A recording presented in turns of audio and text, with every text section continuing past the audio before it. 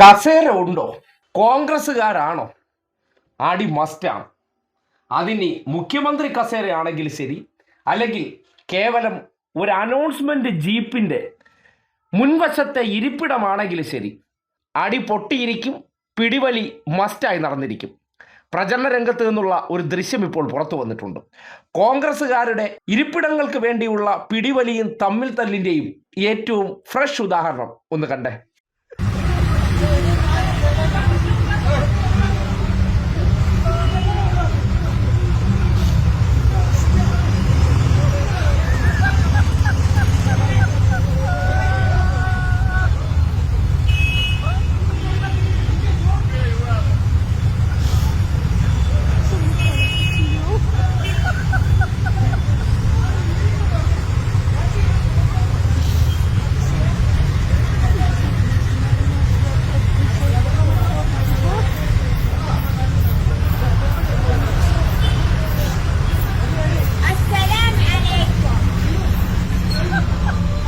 എങ്ങനെയുണ്ട്?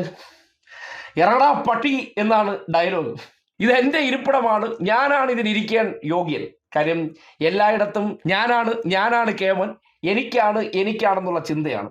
അതുകൊണ്ട് ഏത് കസേരയായിരുന്നാലും ഞാനല്ലാതെ അതിൽ മറ്റാരും പാടില്ല.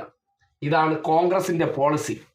ഒരു തെരഞ്ഞെടുപ്പ് കാലഘട്ടത്തിൽ ഈ നാട്ടിലെ ജനങ്ങൾ ചിന്തിക്കേണ്ടത്, അധികാര കസേരകൾ പോട്ടെ, എന്തിനേറെ പറയുന്നു, അനൗൺസ്മെന്റ് വാഹനത്തിന്റെ ഫ്രണ്ട് സീറ്റിൽ ഇരിക്കാൻ വരെ തമ്മിൽ തല്ല് കൂടുന്നവർ ഇവരാണോ നിങ്ങളുടെ കാഴ്ചയിൽ ഭരിക്കാൻ വേണ്ടവർ?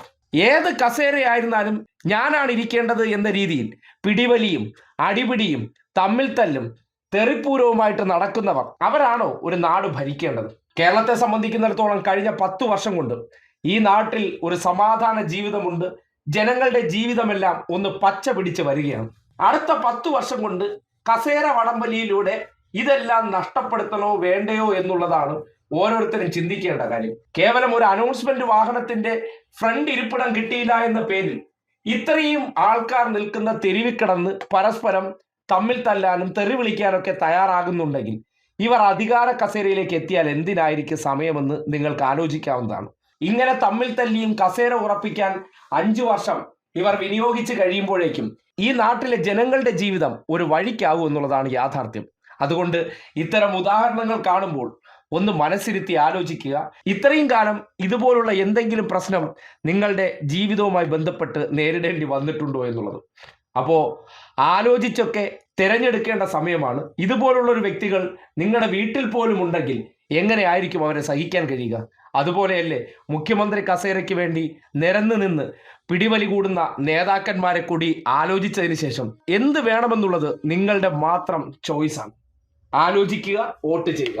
അല്ലെങ്കിൽ കേരളത്തിന്റെ വരുംകാലത്തെ അവസ്ഥ ഇതുപോലായിരിക്കും.